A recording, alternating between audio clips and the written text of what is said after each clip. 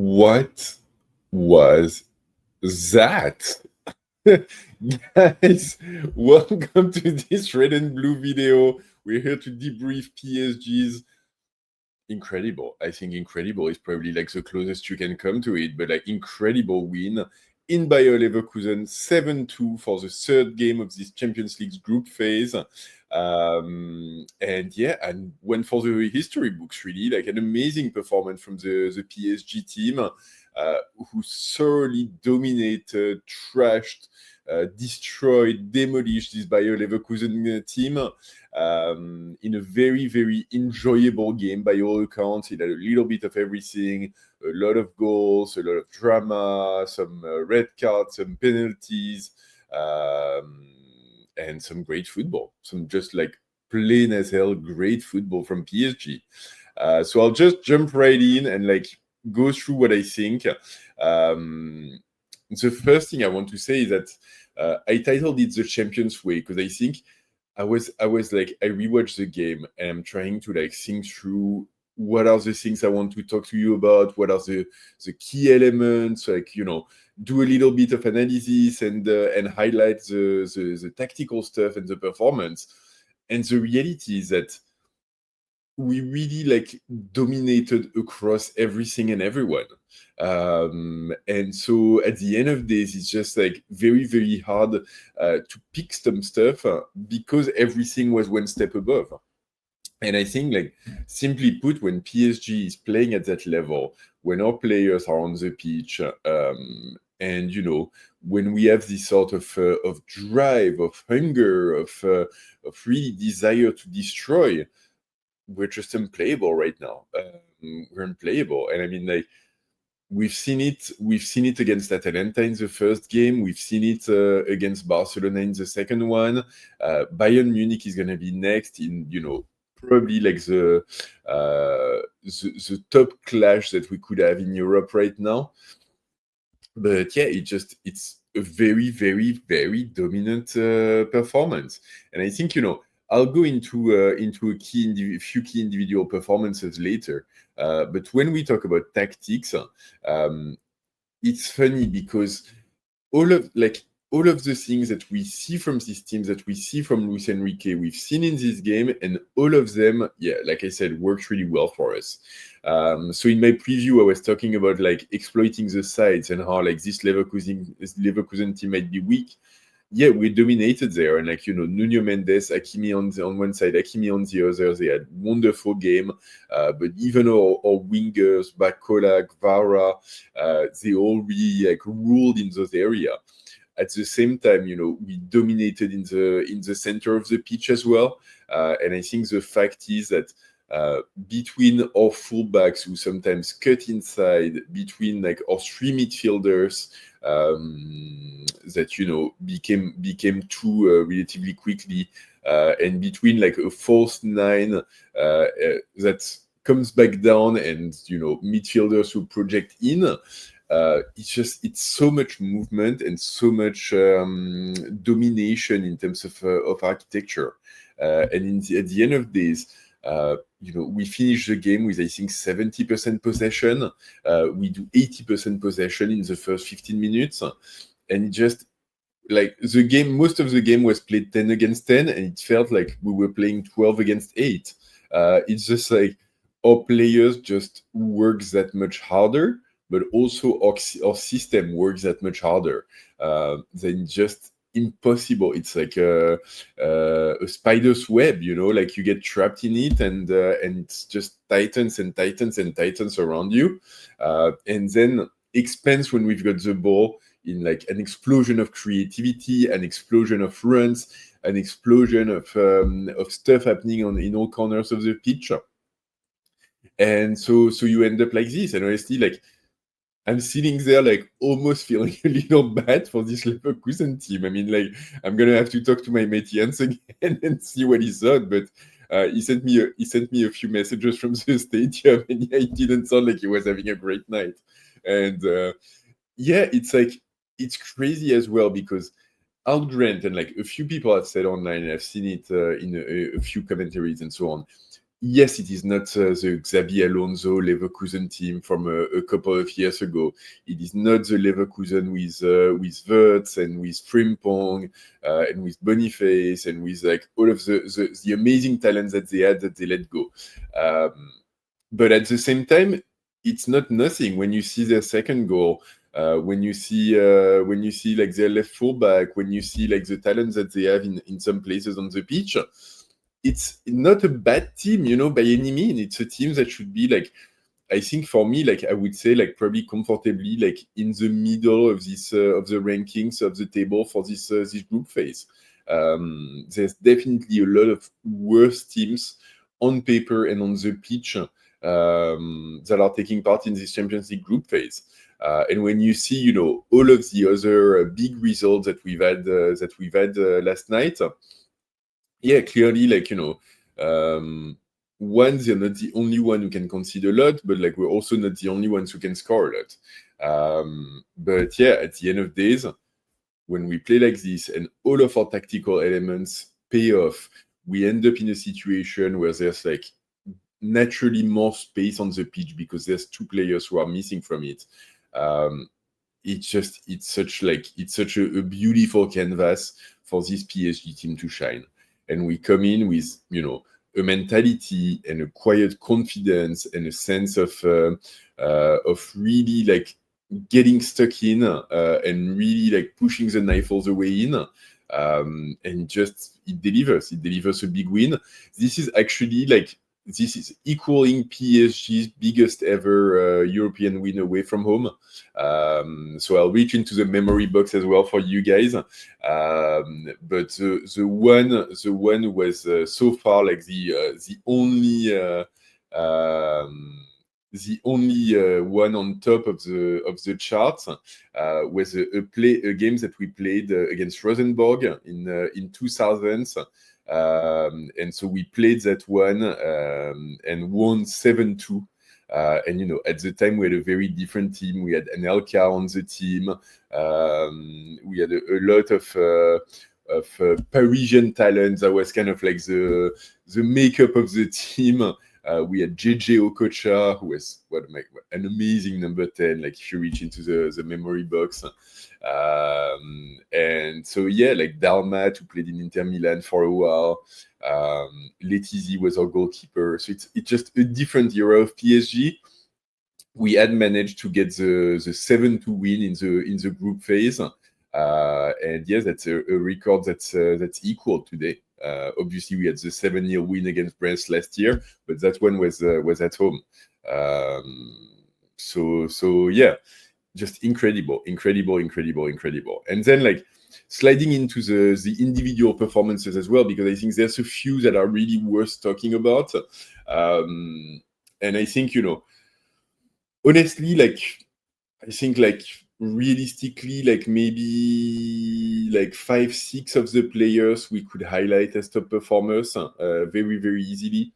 I think like the ones that really stood out to me, Vitinha, he finishes the game with 125 passes. 125 passes. And out of those 125 passes, 123 are completed. It's just like he's bossing the midfield. He's bossing the game. It's just like he's the final boss, essentially. And like, it's funny, I was watching some of the English-speaking commentary, like the ESPNs of the world and so on, and like even them now they're getting to the point where they're like, yeah, okay, like Vitinha is the best midfielder in the world right now, and there's not really a debate about this, which obviously I'm very happy about. But yeah, what a game! And like he contributes a goal at the end, he contributes an assist as well, and he just like he's just completely dominant.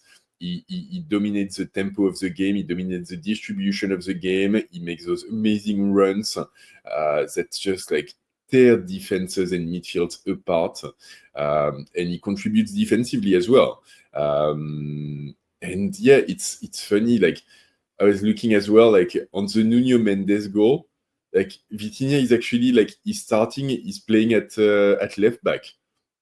So he's starting at left back and he drives the ball forward and then passes it to Nuno Mendes, who's actually like more or less playing as a number 9 at that point. It's just like PSG doesn't make sense sometimes, but it's just so glorious. And yeah, at the same time, like on one of the Doué goal, he's also in the area, kind of playing as a right winger of sorts, because Vara is on the left and Barcola is like one step behind, kind of in midfield. This guy can do it all, like really, like Vitinha can do it all, and he covers the whole pitch and he bosses the whole pitch, and it's just it's amazing. So yeah, big one for him tonight. Other one I wanted to talk about, like Nuno Mendes. We keep talking about him. You know, he was like the man of the match against Barcelona, and yet again, like he just completely dominates. He gets a goal. He's also like, he's just a force to be reckoned with. He's completely like shutting down any opportunities on his side. And he participates so much in terms of offensive contribution. And it's incredibly impressive.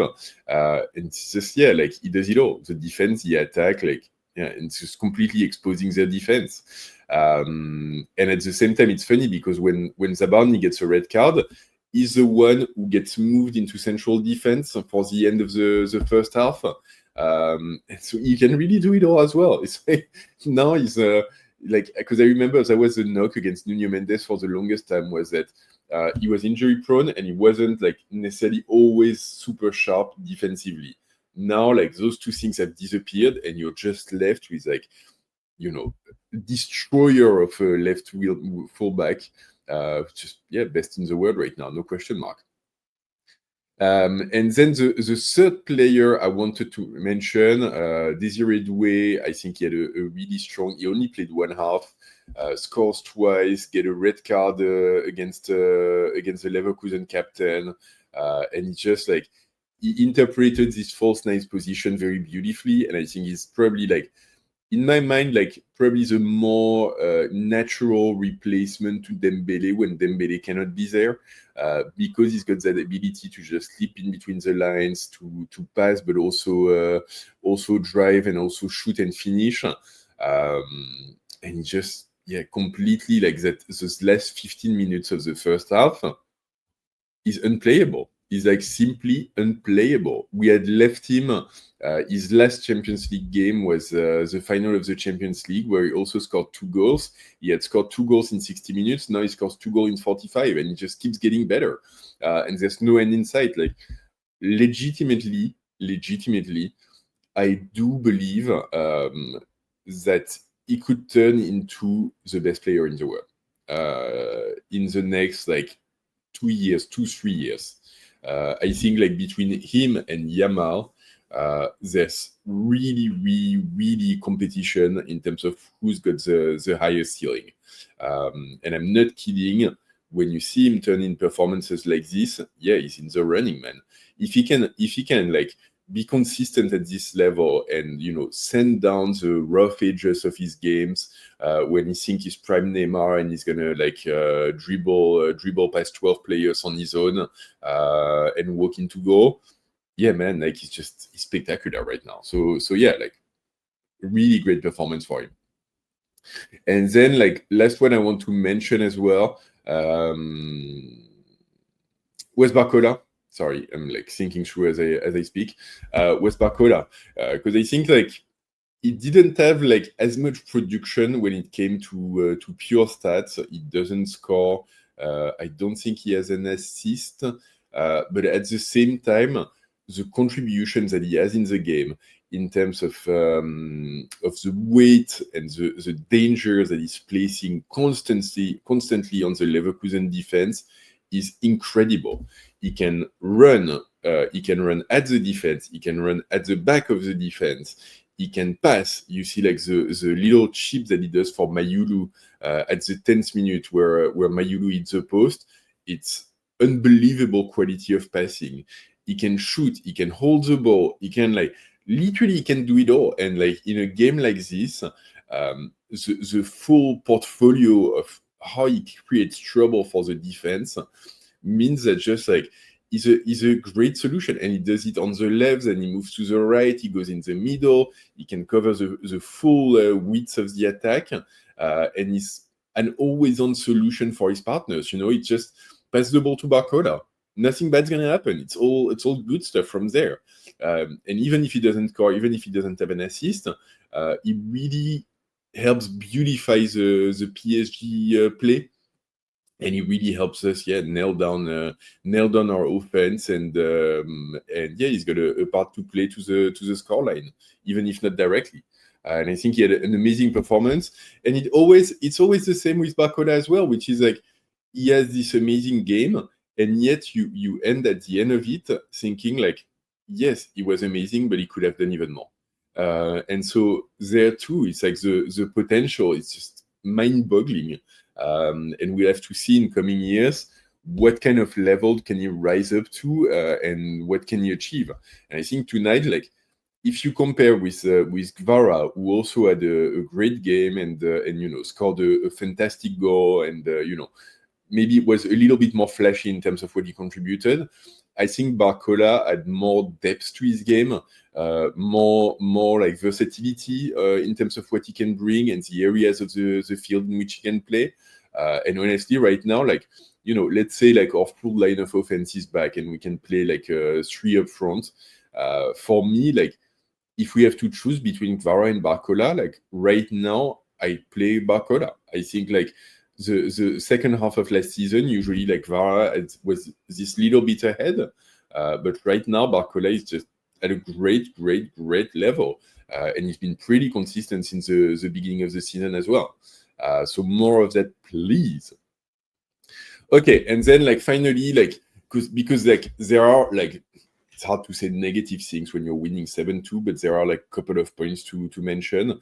And I think the big one, not going to surprise anyone, is Zabarnyi. Really rough night for a Ukrainian defender. He concedes both penalties. He gets a yellow card and then a red card. And it's just like he looks out of his depth defensively, in a way that's frankly like, I don't want to say worrisome, because we've seen what he can do, and we know like he's got the quality in him.